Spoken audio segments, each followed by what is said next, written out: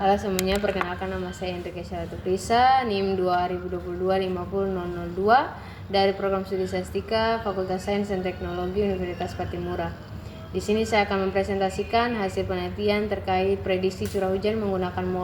model autoregresi moving average atau ARMA dengan studi kasus di Kabupaten Maluku Tengah. Peramalan dilakukan dengan menggunakan data historis yang diproyeksikan ke masa depan melalui model matematis, baik itu secara kualitatif maupun kuantitatif. Dan salah satu pendekatan kuantitatif yang umum digunakan adalah metode time series, di mana berdasarkan studi yang dilakukan oleh Maulana pada tahun 2018 itu menunjukkan bahwa pemodelan deret waktu pada 12 stasiun curah hujan di Bogor itu menghasilkan prediksi yang cukup mendekati data aktual, sehingga curah hujan itu dapat dikatakan sebagai data deret waktu yang dapat dianalisis untuk memprediksi nilai di masa mendatang melalui pemodelan time series, karena data ini dikumpulkan secara kronologis dan menunjukkan pola tertentu. Penelitian yang dilakukan itu memiliki beberapa tujuan, yaitu yang pertama untuk mengetahui nilai yang diperoleh dari prediksi curah hujan di Kabupaten Maluku Tengah menggunakan metode ARMA, kemudian mengetahui model ARMA yang digunakan untuk prediksi curah hujan di Kabupaten Maluku Tengah, serta mengetahui tingkat akurasi model ARMA yang digunakan untuk prediksi curah hujan di Kabupaten Maluku Tengah. Dalam penelitian ini kita menggunakan pendekatan kuantitatif dengan metode time series untuk menganalisis dan memodelkan data curah hujan bulanan di Kabupaten Maluku Tengah. Model yang digunakan dalam penelitian ini adalah model ARMA yang merupakan salah satu model dalam data deret waktu yang digunakan untuk memprediksi data stasioner. Secara umum pola data deret waktu itu terbagi menjadi 4, yaitu yang pertama pola musiman, yang kedua pola siklis, yang ketiga pola tren, dan yang keempat pola tak beraturan. Dalam stasionaritas data deret waktu itu kita melihat pada dua jenis, yaitu yang pertama kita melihat stasionaritas dalam rata-rata, di mana hipotesis yang kami gunakan di sini adalah yang pertama H0 itu akan menunjukkan bahwa terdapat unit road dalam data, maka data tidak stasioner. Kemudian untuk H1 hipotesis yang kedua yaitu tidak terdapat unit road dalam data, maka data stasioner. Kemudian yang berikutnya kita akan melihat stasioner dalam varians, di mana yang biasanya kita gunakan dalam melihat stasioner dalam variasi itu uji transformasi box-Stokes dengan beberapa bentuk transformasi yang dilihat itu kurang lebih ada 5, dan teman-teman bisa lihat pada tabel itu terdapat beberapa bentuk transformasi berdasarkan nilai lambda yang diperoleh dari plot box-Stokes-nya. Kemudian ACF atau autocorrelation function dan PACF atau partial autocorrelation function, di mana ACF itu merupakan suatu fungsi yang menunjukkan besarnya korelasi antara data pada waktu ke T dengan pengamatan data pada waktu sebelumnya. Sedangkan untuk PACF sendiri itu berguna dalam identifikasi orde dari model AR karena menunjukkan secara langsung antara variabel dengan lag-nya tanpa dipengaruhi oleh lag-lag lain di antara keduanya. Atau PACF ini sebenarnya digunakan untuk mengukur hubungan antara suatu nilai data sebelumnya atau lag dengan mengeliminasi pengaruh lag-lag yang berada di antaranya. Sebelum masuk pada model ARMA, perlu kita ketahui terlebih dahulu model AR yang merupakan model analisis data dari waktu yang menggambarkan bahwa variabel dependen itu dipengaruhi oleh variabel dependen itu sendiri pada periode sebelumnya. Selanjutnya model kedua yang perlu kita ketahui yaitu model MA atau moving average, di mana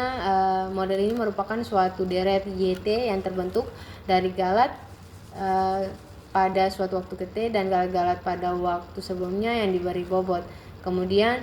ketika kita mengetahui dua model tersebut, maka kita akan mengetahui terkait model ARMA atau autoregressive moving average yang merupakan gabungan dari kedua model di atas.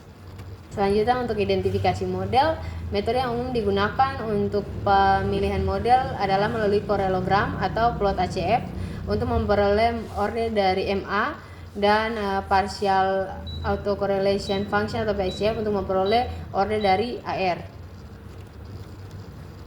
Selanjutnya estimasi parameter dan uji signifikansi. Setelah memperoleh model, kita akan melihat apakah tiap parameter yang diperoleh dalam model itu signifikan atau tidak. Di mana hipotesis yang kita gunakan itu yang pertama hipotesis 0 yang menandakan bahwa parameter tidak signifikan, sedangkan untuk hipotesis 1 atau hipotesis alternatifnya itu menandakan bahwa parameter signifikan. Berikutnya ada yang namanya uji diagnostik residual, di mana dalam uji diagnostik residual itu kita akan melihat apakah residual yang kita peroleh itu memenuhi asumsi white noise dan normalitas atau tidak. Di mana white noise itu artinya tidak ada korelasi pada data deret residual. Dan ya, berikutnya untuk asumsi normalitas itu pengujian yang bertujuan untuk menguji apakah residual berdistribusi normal atau tidak. Selanjutnya akurasi nilai prediksi, dan dalam penelitian ini kita menggunakan alat ukur yaitu MAPE atau Mean Absolute Percentage Error, di mana MAPE ini dihitung menggunakan kesalahan absolut pada tiap periode dibagi dengan nilai observasi yang nyata untuk periode itu, dan kemudian nilai tersebut dirata-ratakan. MAPE juga mengindikasikan seberapa besar kesalahan dalam meramal yang dibandingkan dengan nilai nyata, di mana ada beberapa kriteria perhitungan nilai MAPE yang disajikan pada tabel di layar, dan semakin kecil nilai yang dihasilkan oleh ketiga alat ukur tersebut, maka model peramalan yang digunakan akan dikatakan semakin baik. Selanjutnya untuk metode pengumpulan data yang digunakan dalam penelitian ini adalah data sekunder yang diperoleh langsung dari instansi resmi yaitu Badan Pusat Statistik atau BPS dari Kabupaten Maluku Tengah, dan data tersebut berupa data curah hujan bulanan yang dikumpulkan dari stasiun pengamatan cuaca di wilayah tersebut, yaitu stasiun Amahai selama kurun waktu 5-6 tahun terakhir, yaitu dari periode Januari 2020 sampai April 2025, di mana data pada periode yang digunakan untuk kita memodelkan data curah hujan yaitu pada periode Januari 2020 hingga Oktober 2024, dan data yang akan kita gunakan untuk membandingkan dan melihat akurasi model atau MAPE itu ada pada data periode November 2024 hingga April 2025. Dan pemilihan data curah hujan bulanan ini dilakukan karena data ini dinilai lebih stabil dalam menggambarkan pola musiman dan dapat digunakan untuk membangun model prediksi jangka menengah, dan data ini juga dikumpulkan melalui metode studi dokumentasi yaitu dengan mengakses publikasi resmi dari situs BPS. Selanjutnya untuk prosedur kerja yang kami gunakan untuk memprediksi curah hujan di Kabupaten Maluku Tengah pada periode Mei 2025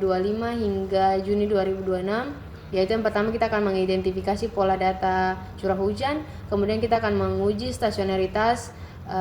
data baik secara varians maupun secara rata-rata, dan yang ketiga kita akan mengidentifikasi model ARMA berdasarkan plot ACF dan VHF yang diperoleh setelah data itu stasioner. Kemudian yang keempat, kita akan mengestimasi parameter dan signifikansi parameter dari model ARMA yang diperoleh. Yang kelima, kita akan menguji diagnostik residual model ARMA, di mana uji ini meliputi asumsi residual white noise dan asumsi normalitas menggunakan uji ujung box dan uji Kolmogorov-Smirnov. Dan yang keenam, kita akan menghitung nilai MAPE atau tingkat keakurasian untuk melihat seberapa akurat model yang digunakan untuk prediksi nantinya. Dan yang ketujuh, kita akan melakukan prediksi menggunakan model ARMA terbaik yang terbentuk. Selanjutnya pada hasil penelitian, karakteristik yang divisualisasikan pada gambar merupakan pola dari data curah hujan per bulan di Kabupaten Maluku Tengah pada periode Januari 2020 hingga Oktober 2024, di mana jika dilihat dapat diasumsikan bahwa data cukup stasioner pada rentang nilai rata-rata data curah hujan. Kemudian langkah berikutnya kita akan menguji kestasioneritas data, yaitu yang pertama terhadap ragam, di mana pada pengecekan untuk L-Jung box plot itu yang pertama didapat nilai rounded value atau lambda sebesar 0,00, di mana berdasarkan plot box shocks dapat dinyatakan bahwa data perlu dilakukan transformasi karena tidak mengalami stasionaritas, dan setelah dilakukan transformasi nilai rounded value atau lambda yang diperoleh itu 1, sehingga sudah dikatakan bahwa data yang digunakan telah stasioner terhadap ragam atau terhadap varians. Langkah selanjutnya kita akan melihat uji stasionaritas terhadap rata-rata, di mana ketika menggunakan uji ADF itu terlihat bahwa nilai p-value adalah sebesar 0,000, di mana hal ini menandakan bahwa kita dapat menerima hipotesis 1 atau hipotesis alternatif yang menandakan bahwa data telah stasioner terhadap rata-rata dan tidak perlu lagi dilakukan differencing. Selanjutnya untuk identifikasi model, di sini kita akan menggunakan plot ACF dan PACF, di mana terlihat untuk kedua plot itu terlihat bahwa pada leg pertama sudah mengalami cut off, sehingga dapat diartikan bahwa orde untuk MA ataupun AR itu yang diperoleh adalah 1, dan kita dapat mengestimasi beberapa model, yaitu kurang lebih 3 model dari parameter AR maupun MA yang disajikan pada tabel. Yang pertama untuk model ARMA yang diperoleh adalah ARMA 10, kemudian ARMA 01 dan ARMA 11. Setelah kita mengidentifikasi model, langkah berikutnya adalah kita akan mengestimasi dan menguji signifikansi parameter, di mana terlihat dari ketiga model hanya 2 model yang menunjukkan signifikan parameter yang jelas, yaitu pada model ARMA 10 dan ARMA 01. Selanjutnya kita akan lanjut pada uji diagnostik, di mana yang pertama itu kita akan melihat apakah residual yang diperoleh white noise ataukah tidak. Dan berdasarkan uji diagnostik residual itu kita akan melakukan pengujian beberapa leg, yaitu leg 12, 24, 36 dan 48, dengan ketentuan nilai p-value itu harus lebih dari alfa 0,05 agar menandakan bahwa residual yang diperoleh itu white noise. Dan terlihat bahwa model yang dinyatakan white noise hanya 1 model, yaitu ARMA 10, di mana untuk keempat legnya itu menunjukkan bahwa nilai residualnya itu white noise dilihat pada nilai p-value. Selanjutnya untuk residual yang berdistribusi normal, terlihat pada model yang telah lolos dari uji residual white noise itu, yaitu ARMA 010. Itu kita lihat bahwa nilai p-value yang diperoleh itu sebesar lebih dari 0,150, yaitu lebih dari alfa 0,05, sehingga dapat dinyatakan bahwa model tersebut memiliki residual yang berdistribusi normal. Dan selanjutnya kita akan melihat apakah model yang diperoleh, yaitu ARMA 10, memiliki tingkat akurat yang cukup baik atau tidak. Dan berdasarkan hasil penelitian, nilai MAP yang diperoleh untuk model ini adalah sebesar 30,39%, dengan periode yang kita gunakan dalam perhitungan MAP itu kurang lebih ada 6 bulan. Dan berdasarkan tabel nilai MAP 30,39 untuk model ARMA 10 itu dikatakan cukup bagus untuk memprediksi curah hujan bulanan untuk masa yang akan datang di Kabupaten Maluku Tengah. Dan tahap selanjutnya adalah melakukan prediksi curah hujan menggunakan model ARMA 10 di Kabupaten Maluku Tengah pada periode Mei 2025 hingga Juni 2026 yang telah kami sajikan pada tabel di atas. Dan berikut kesimpulan yang dapat kami simpulkan berdasarkan hasil penelitian, yaitu yang pertama, hasil prediksi yang dihasilkan menunjukkan curah hujan di Kabupaten Maluku Tengah itu mengalami penurunan, yaitu pada periode Mei 2025 hingga Juni 2026. Kemudian yang kedua, model yang digunakan untuk memprediksi curah hujan pada periode Mei 2025 hingga Juni 2026 adalah model terbaik dari ketiga model yang diidentifikasi, yaitu model ARMA 10. Kemudian yang ketiga, tingkat akurasi dari model ARMA 10 itu sebesar 30,39%, yang artinya bahwa model ini dapat dikatakan cukup bagus untuk memprediksi curah hujan, yaitu pada periode Mei 2025 hingga Juni 2026. Sekian dan terima kasih.